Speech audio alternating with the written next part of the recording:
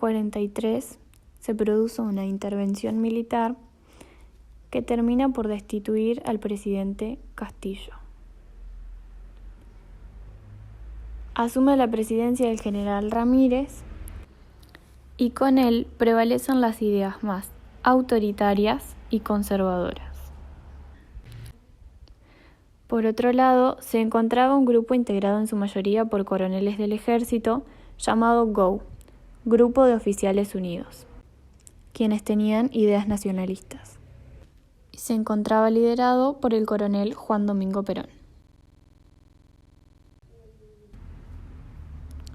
El gobierno de Ramírez fue desde junio de 1943 hasta febrero de 1944. El 27 de octubre de 1943, Perón, que era ministro de Guerra, fue designado director del Departamento Nacional de Trabajo, el cual, al mes de asumir Perón, fue elevado al rango de Secretaría de Trabajo y Previsión, a través de la cual sancionó algunas medidas importantes para el futuro, como la Ley de Despidos y el Estatuto del Peón. En febrero de 1944, el general Farrell tomó el cargo de presidente de la República, reemplazando al general Ramírez. Su presidencia fue desde 1944 hasta 1946. Durante este periodo, Perón fue ministro de Guerra y vicepresidente.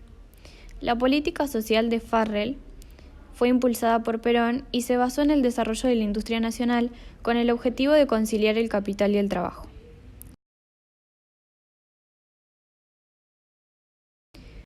La oposición se manifestó contra el gobierno y Perón en la Marcha de la Constitución y Libertad, llamándolos fascistas. Como el apoyo de Perón era cada vez más restringido, el 8 de octubre de 1945, militares obligan a Perón a renunciar y es detenido en la isla de Martín García. Pero días después, un grupo de trabajadores provocan una huelga general en la que exigen la libertad de Perón. Negociando, el gobierno aceptó y le concedió a Perón difundir un mensaje. En 1946 se creó el Partido Laborista de Trabajadores, que proponía la fórmula Perón-Quijano. Y por otro lado, la Unión Democrática, de la alianza opositora, que proponía la fórmula Tamborini-Mosca. Primera presidencia de Perón.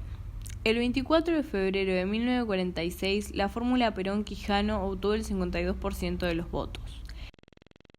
Esta fórmula se propuso redefinir el papel del Estado, que empezó a intervenir activamente en la organización económica, política y social.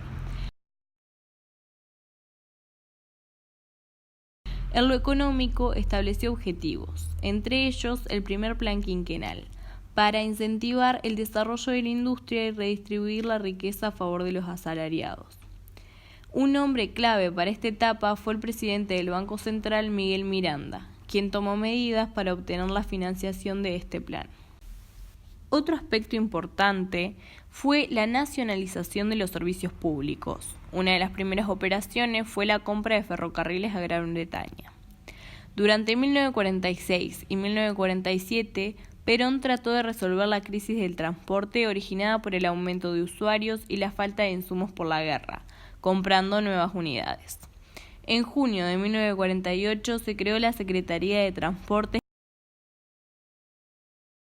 La organización política creó Ezeiza y Aerolíneas Argentinas, el Consejo Federal de Coordinación para controlar los organismos claves. Además, creó los Ministerios de Asuntos Técnicos y Políticos, reorganizó los viejos ministerios y creó nuevas secretarías. Por otro lado, en el ámbito social se construyó más de 500.000 de viviendas y alrededor de 8.000 escuelas. La acción social estuvo liderada por Eva Duarte, que tuvo el apoyo de los sectores sindicales. Ella impulsó la justicia social a través de la Fundación Eva Perón y la Ley del Voto Femenino. También se completó el sistema de jubilaciones beneficiando a trabajadores independientes y se realizó el 4º Censo Nacional para actualizar los datos nacionales.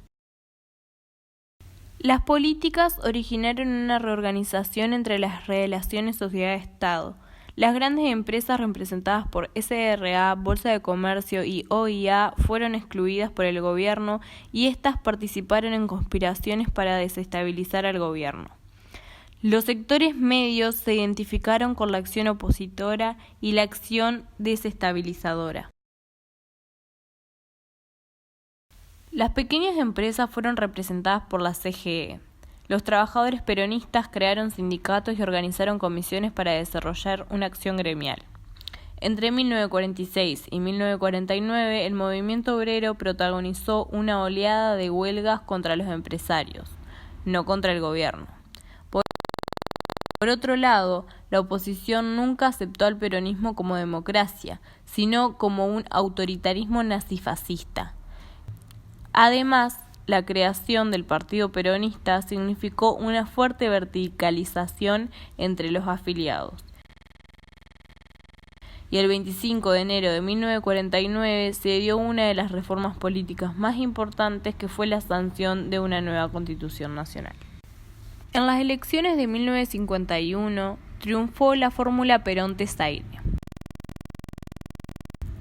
Al asumir su segundo gobierno en 1952, se enfrentó con una etapa de profunda crisis económica y política. Mientras esto estaba ocurriendo, Perón propone un segundo plan quinquenal para detener la inflación y aumentar la producción. Se firman acuerdos económicos con Chile, Ecuador, Paraguay, Bolivia, Nicaragua y Brasil, y se sancionó la Ley de Inversiones Extranjeras con el fin de alentar la participación del capital privado. En cuanto a sus opositores, en inicios de 1955 se constituyó la Alianza Social Antiperonista, quienes querían desestabilizar al gobierno. A esto se le sumó la conflictividad con la Iglesia, a causa de la sanción de la ley de divorcio vincular, la apertura de prostíbulos y la eliminación de la enseñanza religiosa en las escuelas. En mayo de 1955 se presentó un proyecto que establecía la separación de la Iglesia y el Estado.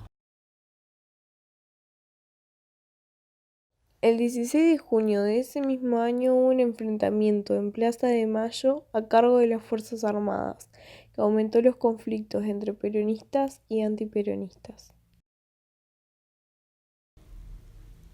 El 16 de septiembre de 1955 se dio un segundo levantamiento militar denominado Revolución Libertadora, en la que el general Eduardo Lonardi movilizó las fuerzas desde Córdoba hasta Buenos Aires, donde dio fin al mandato de Perón y estableció un gobierno provisorio.